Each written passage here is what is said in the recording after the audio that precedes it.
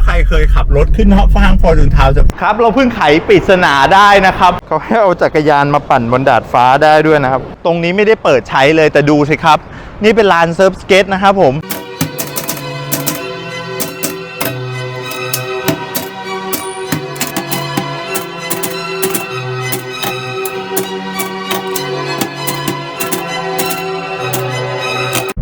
ครับถ้าจะบอกว่าห้างไหนนะครับผมเราจะขับเสียเวลาขับรถวนออกจากห้างน้อยที่สุดผมว่าก็คงเป็นหนีไม่พ้นห้างฟอร์จูนทาวน์นี่แหละครับผมนะครับเราขับปื๊ดเดียวนะครับจากชั้น4ลงมาชั้น1ได้เลยนะครับผมซึ่งเป็นดีไซน์ที่สุดยอดมากถ้าใครเคยขับรถขึ้นห้างฟอร์จูนทาวน์จะคนพบว่ามันเป็นห้างที่ต้องขึ้นยาวๆไปเลยนะครับผมแล้วก็จะมีจุดพักอย่างเงี้ยครับผมประมาณ4ชั้นนะครับผมขึ้นปื๊ดไปทีเดียวเลยนะครับขับรถยาวมากคุยกับน้องเขาหน่อยน้องเขาบอกให้กดปุ่มเขาพูดอย่างอื่นไม่ได้เลยนี่ค่ะน้องให้รับบัตรอย่างเดียวตอนนี้น้องแทนด้วย AI ครับเรารีวิวขาขึ้นแล้วใช่ไหมครับตอนนี้เตรียมพร้อมขาลงนะครับเราอยู่ชั้น5นะครับผมวันนี้เรากำลังจะลงนะวันนี้วันดีวันโล่งนะเดี๋ยวเรามาดูกันปื๊ดนะตอนนี้อยู่ชั้น4ลงไปปื๊ดเดียวเลยยาวๆโหวิวมากดูนะครับไม่มีรถเลยโอ้โหห้างอะไรเนี่ยลงแล้วถึงชั้น1แล้วสุดยอดและสิ่งพิเศษนะครับผมสำหรับที่จอดรถของ Fortune Town นะครับก็คือแต่ละชั้นเนี่ยสัญลักษณ์นะครับนอกจากจะเป็นสีเหลือง 5C อย่างเงี้ยนะครับเขาจะมีสัญลักษณ์ให้เราช่วยจำอย่างอันนี้ก็น่าจะเป็นมะนาวนะครับเป็นผลไม้นะครับเดี๋ยวเราไปดูชั้นอื่นๆกันครับว่ามีอะไรเป็นอะไรบ้างนะครับถ้าเราจอดรถตรงไหนเราก็จะช่วยจำได้มากขึ้นอย่างน้อยก็รู้เลยว่าชั้นไหนไม่ผิดชั้นแน่นอนครับเราเพิ่งไขปริศนาได้นะครับผมแต่ละชั้นเนี่ยก็จะมีหมวดหมู่ของรูปภาพไม่เหมือนกันอย่างชั้น6เนี่ยครับผมด้านโซนโลตัสนะครับจะเป็นรูปตุ๊กๆนะครับผมถัดมาตรงเนี้ยจะเป็นโซนกลางครับผมโซนกลางจะเป็นรูปเครื่องบินครับในชั้นเดียวกันก็คนละรูปนะครับเนี่ยครับเป็นเครื่องบินนะครับมองไปทางนู้นก็เป็นเครื่องบินหมดเลยเราสามารถจำได้นะว่าเราจอดตรงไหนแล้วไปทางโซนโรงแรม Fortune นะครับ Fortune Hotel เนี่ยจะเป็นรูปเรือครับก็แสดงว่าชั้นนี้เป็นรูปยานพาหนะนะครับผมเป็นรูปเกี่ยวกับยานหมวดเกี่ยวกับยานพาหนะเดี๋ยวเราลองไปดูอีกสักชั้นหนึ่งนะว่ามันมีอะไรบ้างนะครับรูปสัญลักษณ์พวกนี้ครับเมื่อเราขึ้นมาถึงชั้น9นะครับผมโซนกลางเนี่ยกลับกลายเป็นโซนนกแก้วนะครับผมโซนโลตัสเนี่ยเรามาดูรูปกันนะครับดูใกล้ๆดีๆมันรูปอะไรมันเป็นเต่าทองนะครับผมแล้วก็โซนทางโรงแรมนั่นน่ะกลายเป็นรูปแมงปอครับผมก็เชื่อว่าห้าง Fortune Town เนี่ยเขาทำอย่างเงี้ยนะครับผมก็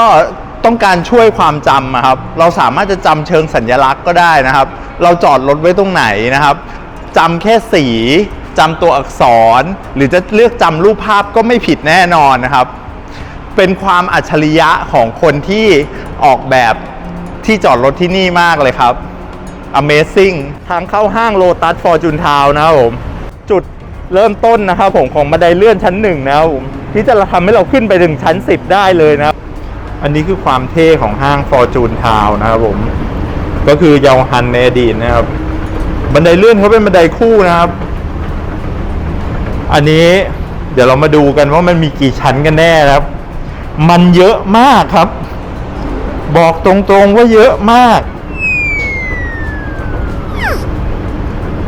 แต่ความสวยงามก็อย่างที่เห็นนะครับนี่วิวจากชั้น9เป็นไงบ้างครับโอ้โหมองไปเห็นถนนเห็นวิว wow.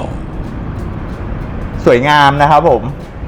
10แล้วนะครับผมนับ1 2 3 4 5 6 7 8 9มาจนถึง10ชั้นบนสุดคือชั้น10ครับผม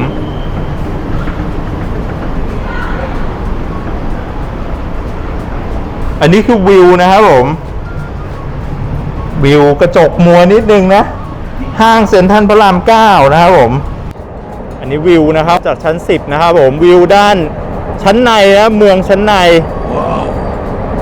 ก็สวยไปอีกแบบหนึ่งเลยนะครับผมก็กว้างไปเลยนะไปจนถึงแยกพระราม 9 ตรงนี้นะคอนโดแอสตันนะครับซ้ายมือแยกพระราม 9 รัชดาเนี่ยมีคอนโดแอสตันนะครับผมอันนี้เป็นวิวจากชั้น 10 ของตึกฟอร์จูนทาวน์นะครับสวยเอาเรื่องเลยนะสวยดีครับไม่เคยขึ้นมาเลยนะครับผมด้านบนเนี่ยไม่รู้ว่าไอ้บันไดเลื่อนเนี่ยครับที่มานั่งรีวิวกันเนี่ยชั้น 10 เนี่ยมันมาสุดตรงนี้นะครับผมเขาให้เอาจักรยานมาปั่นบนดาดฟ้าได้ด้วยนะครับแล้วก็ตรงนี้เป็น Fortune Town Sky Park นะครับผมน่าสนใจมากอันนี้เป็นลานเซิร์ฟสเก็ตนะครับผมอยู่บนชั้น 10 นะครับผมห้าง Fortune Town น่าสนใจมากปกติเราจะเล่นกันลาบๆใช่ไหมครับอันนี้ยกขึ้นมาสูงเลยนะอยู่ใจกลางแยกถนนพระราม 9 เลยนะครับผมว่างๆก็ลองมาเล่นกันดูนะครับผมครับวันนี้เรากลับมาเยือนFortune Town อีกครั้งหนึ่งนะครับจากภาพถ่ายที่เราถ่ายไว้เดือนพฤษภานะตอนนี้เดือนสิงหาแล้วดูด้านหลังครับอันนี้เป็นลานเซิร์ฟสเก็ตเห็นไหมครับมีเนินมีราวต่างๆมีเป็นเคิร์ฟลูกเล็กๆอย่างเงี้ยนะครับผมไปจนถึงเคิร์ฟเทิร์นแบบนี้นะครับผม180แล้วก็ยังมีสนามบาสอีกครับถือว่าตรงนี้สุดยอดมากเลยอยากให้มาลองกันดูนะครับครับก็ถือว่าเป็นความ Amazing มากนะครับตรงนี้เป็นลานกลางแจ้ง outdoor ที่ลอยฟ้าอยู่บนชั้น 10 นะครับผมกลางแยกถนนพระราม 9 นะครับใจกลางเมืองเลยนะครับวันนี้ศิวิไลซ์ไอทีก็พามาดูนะครับผมศูนย์การค้า Fortune Town ในรูปแบบที่ทุกคนอาจจะไม่เคยเห็นไม่เคยเข้าใจมาก่อนนะครับเปลี่ยนมุมมองนะครับ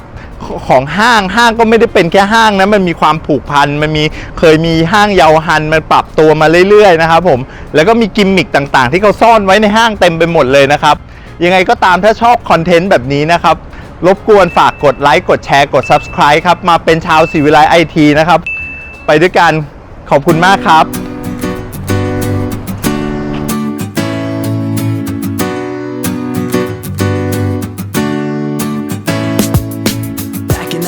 I had no idea my climb to the top was gonna land me here